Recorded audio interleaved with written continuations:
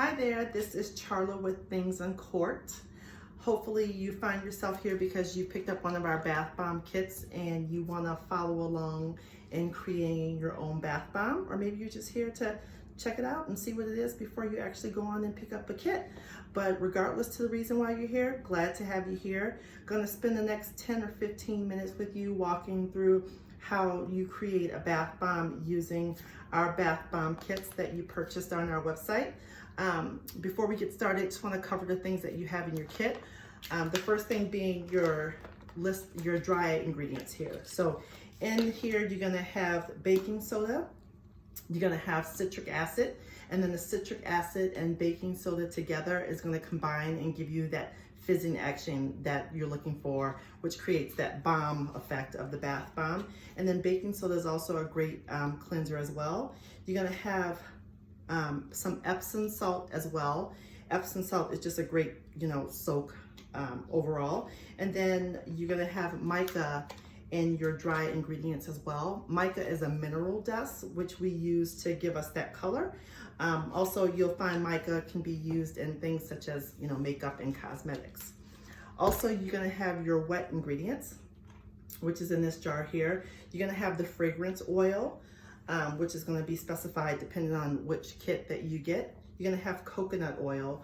I like to use coconut oil as the moisturizer because it's a really fatty oil and it gives us that nice moisturization. It's not going to be too much in the bathtub to where it creates like a really slippery zone for you, but it's going to give you a nice feel on your skin while you're in the tub and then once you're out. Also, we have some witch hazel. Really just use witch hazel as the binder because you're combining all of the wet ingredients together with the dry, and that witch hazel just kind of helps hold it together. And then also I'm gonna have polysorbate 80, and what's that used as that emulsifier. So it definitely helps once that fizzing action starts, it helps pushes everything out, right? So it just makes for overall very pleasant bath bomb. And then also in your kit, you're gonna have the reusable molds. And the things that you should have on hand that you should bring with you when you're doing this, obviously is gonna be the mixing bowls where we're gonna mix everything at. A whisk or a spoon. I like to use a whisk just because it helps me get in there a little bit better. But ultimately you're gonna spend most of your time using these to do your bath bombs. And then I like to have an apron because I tend to get a little messy. Things get to go all over the place, and this helps me stay clean. So using step 1, step 2, and then step 3, okay? So the first step is that you're gonna mix together all of your dry ingredients. So here we go. Just give it a really good shake.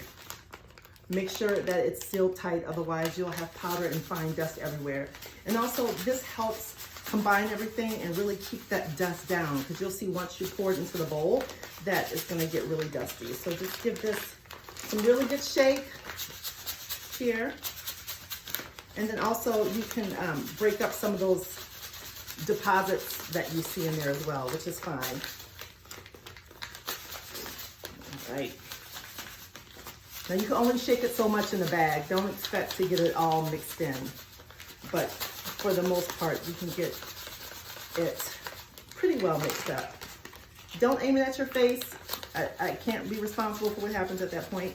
And because this is a new bag for you, yours would be heat sealed. So there really shouldn't be any risk of you getting dust or anything in your face. So once you get it really well mixed up, then you're gonna rip the top off.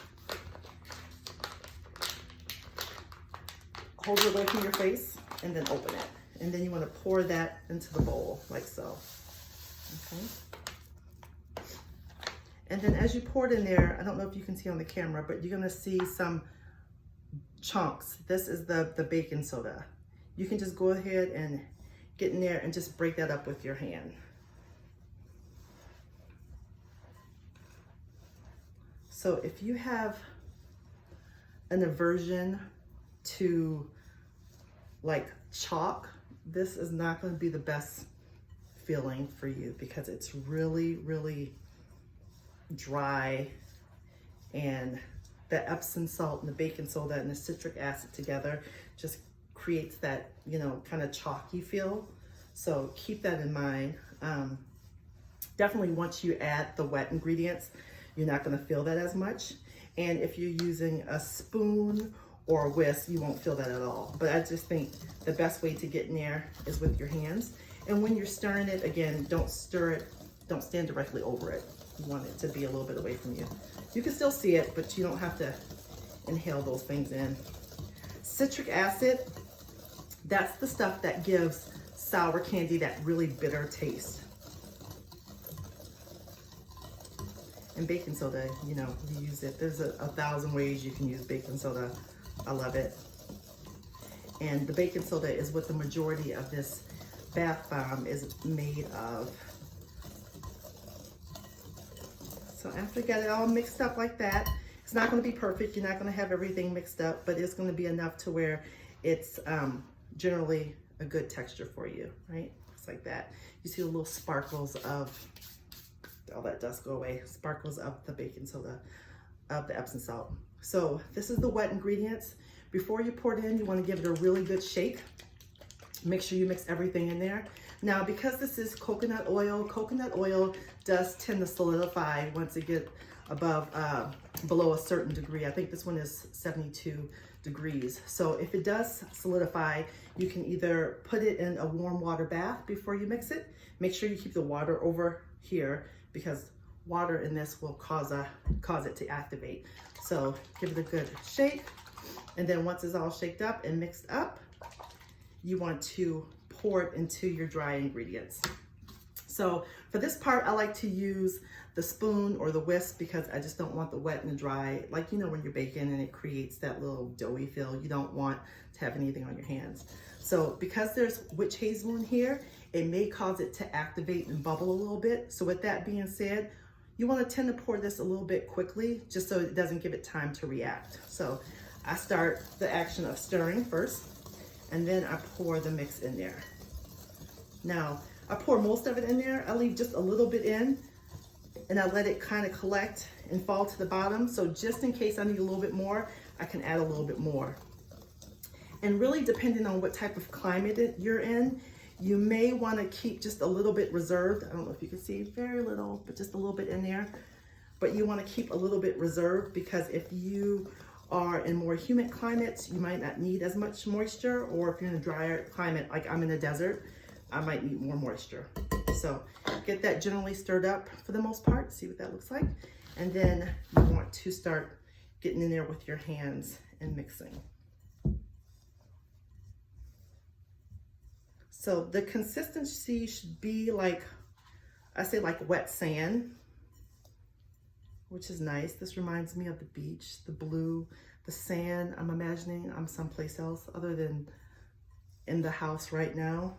I know a lot of us have had to forego some things due to COVID, but hopefully you're finding some ways to still stay connected with people and out and about.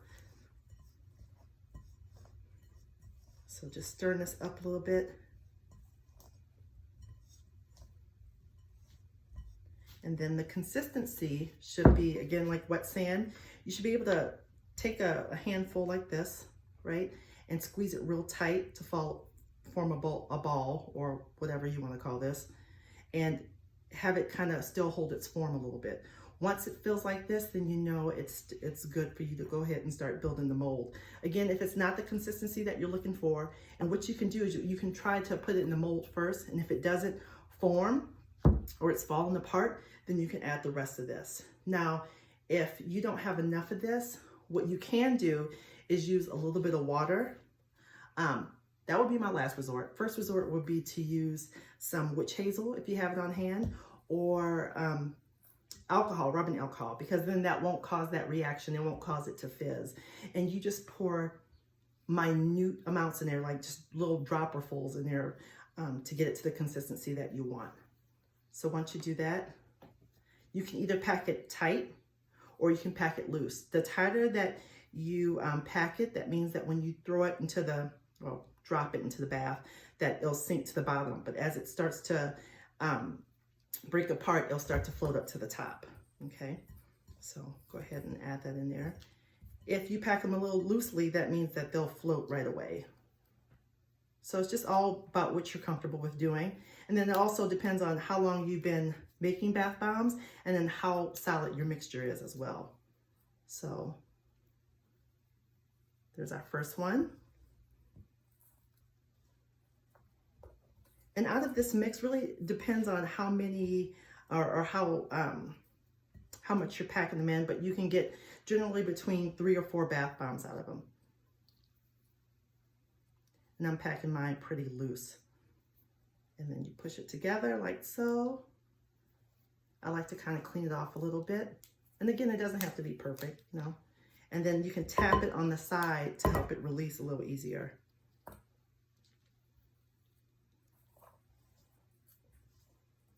Now again, as you start to get down to the bottom of your bath bomb mix, or after you have a few, it starts drying out a little bit. So you want to make sure that you're able to work quickly when you're doing this. You don't want to have dinner going in the background, or you don't want to have, you know, things that you're working on. You want to kind of be able to dedicate the next 10 minutes to doing this.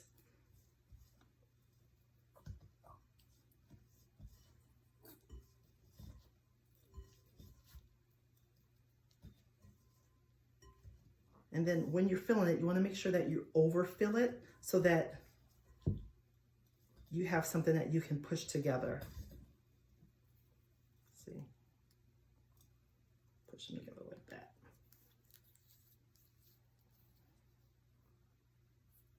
Well, this was a good example where I didn't fill it enough, so it kind of came back apart. So what you can do is you can add more mix to here.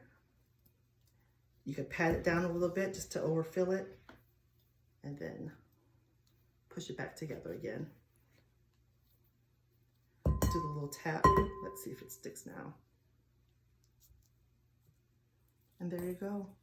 So when you put these down, you want to make sure that they're in a place where you don't need to move them a lot, right? You want to let them sit out for 24 hours in a dry climate. So you want to stay away from bathrooms. I keep mine in the kitchen. I devote a space on my island over to bath bombs. And once they are dry in about, 24 hours, you can then go ahead and put them in this bag. This bag will hold about 3, but you can put more. It just won't be able to close. And then you can store your bath bombs in here and then use as many as you like when you take a bath. Each bath bomb will last between 1 to 3 minutes. Just depends again on how long that you packed it. Want to hear from you? Let me know how your bath bombs worked out.